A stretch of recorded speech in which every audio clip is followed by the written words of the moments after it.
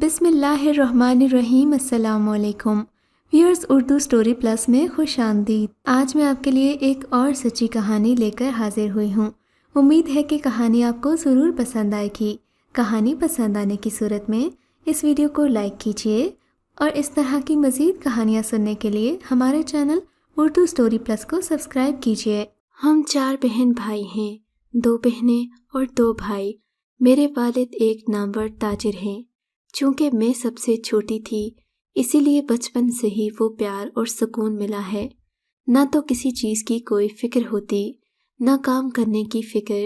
School جانا اور کھیل کود میں وقت گزارنا میرا مشغلہ تھا۔ پہلی جماعت سے لے کر پرائمری اسکول تک میں گھر کے قریبی اسکول میں پڑھتی رہی۔ 5ویں جماعت پاس کرنے کے بعد میں نے دوسرے گاؤں کے مڈل اسکول میں داخلہ لے لیا۔ جب میں نے وہاں پر داخلہ لیا تو 8ویں جماعت کی لڑکیاں آپس میں پیار محبت کی باتیں کرتیں۔ کیونکہ مجھے پتہ بھی نہیں تھا کہ پیار محبت کے جذبات کیا ہوتے ہیں، اسی لیے مجھے ان لڑکیوں کی باتوں سے کوفت ہوتی۔ میں ان سے نفرت کرتی اور ان سے دور رہتی۔ مجھے پیار نام سے واقفیت تب نہیں تھی، اسی لیے ان سے دور رہی اور لڑکوں کی باتیں کرنے کی بجائے اپنی پڑھائی پر دھیان دینے لگی، جس کی وجہ سے اسکول کی تمام استانیاں مجھے پیار کرتی۔ میں دل لگا کر پڑھتی اور اسکول میں ٹاپ کرتی۔ جب میں نے 8ویں جماعت کا امتحان پورے شہر کے اسکولز میں ٹاپ کیا تو تمام اسکولز کی خوشی دوگنی ہو گئی۔ مجھے ہر طرف سے مبارکباد ملنا شروع ہو گئی۔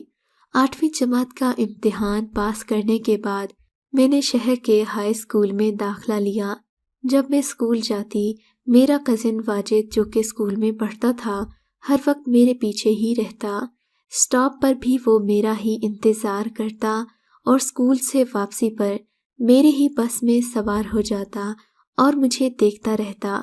ایک دن میں اسکول سے واپس آ رہی تھی کہ میرے کزن نے کسی طریقے سے میری بک میں ایک خط رکھ دیا، جس میں شام کو ریڈنگ کرنے بیٹھی تو کتاب میں ایک لیٹر کو دیکھ کر حیران رہ گئی۔ لیٹر کی تحریر کچھ یوں تھی: جان سے پیاری مہوش رانی، السلام علیکم میری جان، گزارش ہے کہ میں بچپن سے ہی آپ کو پیار کرتا ہوں اور آپ ہیں کہ میرے پیار کو مسلسل ٹھکرا رہی ہیں، یا تو یہ ہے کہ آپ میرے پیار کو سمجھ نہیں پا رہی۔ میں نے سوچا ہے کہ کسی طریقے سے آپ سے عرض کروں کہ مجھے تم سے پیار ہے، میرے پیار کو مت ٹھکرانا ورنہ میں مر جاؤں گا۔ ابھی میں شدت سے تمہارے جواب کا منتظر ہوں۔ میں نے جب یہ خط پڑھا، جواب دینے کی بجائے اسے پھاڑ ڈالا۔ دوسرے دن وہ مجھے اسکول سے جاتے وقت غور سے دیکھ رہا تھا، شاید وہ جواب کا منتظر تھا۔ میں نے اپنا رخ دوسری طرف کر لیا اور اس کے لیٹر کا جواب تک نہیں دیا۔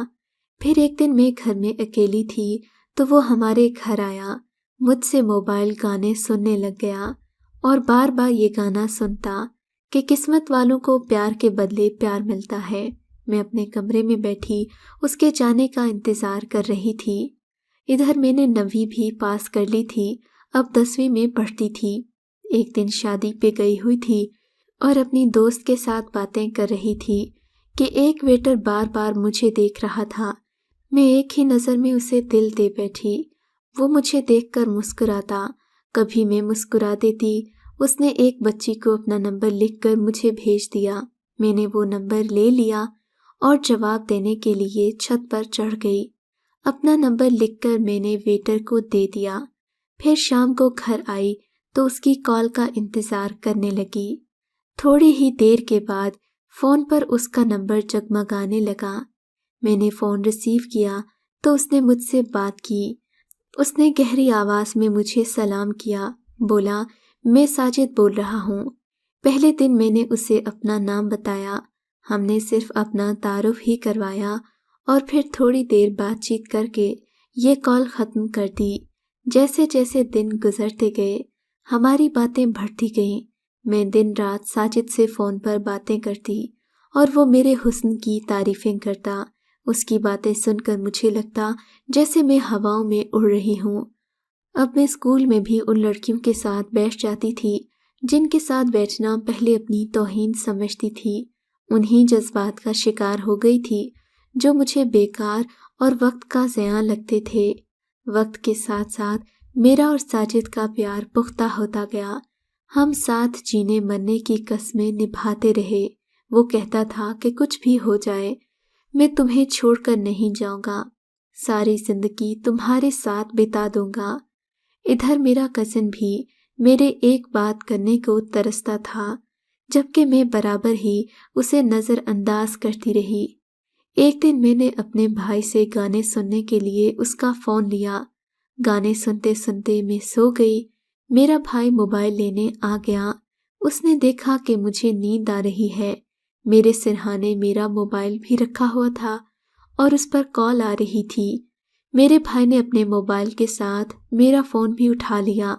भाई की ये मोबाइल देखकर हैरत की इंतहा न रही, क्योंकि घर में पहले मैंने बता रखा था कि मैं फ़ोन इस्तेमाल नहीं करती और मेरे पास अलहदा फ़ोन का होना एक नामुमकिन सी बात थी।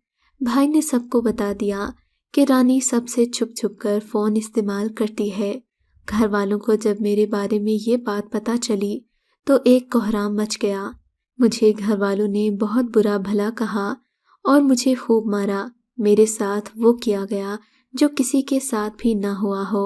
वो तो खुदा का शुक्र है कि उस वक्त साजिद की फ़ोन पर कॉल नहीं आई, वरना घर वालों को पक्का यकीन हो जाता कि मैं किसी लड़के से बात करती हूँ। अभी तो घर में सिर्फ इसी खबर ने तहलका मचा दिया था कि मैंने घर वालों से चोरी छुपे फ़ोन रखा हुआ है। फ़ोन मेरे हवाले करके अम्मी ने कहा कि जिस लड़की ने तुम्हें ये दिया है उसे कल वापस देकर आ जाना, क्योंकि हमारे घर में इन बातों की गुंजाइश नहीं है। मुझे फ़ोन मिला तो मेरी जान में जान आई। सुबह होते ही मैंने सबसे नज़र बचाकर साजिद को कॉल की।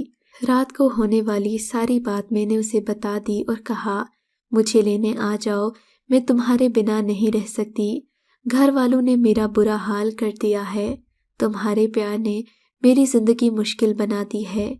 मेरी बात सुनकर साजिद भी तड़प उठा।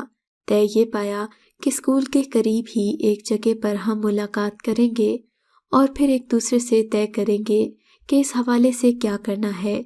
अगले दिन मैं स्कूल गई, चुपके से नज़र बचाकर छुट्टी के बाद थोड़ी देर साजिद से मिलने के लिए गई। हमारी काफ़ी बातें होती रहीं। बातें करते हुए पता ही न चला कि मैं कोई शिकवा लेकर आई थी। यूँ लग रहा था हम पहली बार मिल रहे हैं। बाकी बातें तो होती रहीं, जो बात करनी थी वो बीच में ही रह गई। फिर वो चला गया। उसने मुझे कहा कि हमें ये बात अपने माँ बाप को बता देनी चाहिए, क्योंकि अगर हम छुपकर कोई कदम उठाएंगे तो हम दोनों की ज़िंदगियों के लिए अच्छा नहीं होगा, और ऐसी ज़िंदगी और ऐसी मोहब्बत में बरकत भी नहीं होती जिसमें माँ बाप की दुआएं शामिल ना हों।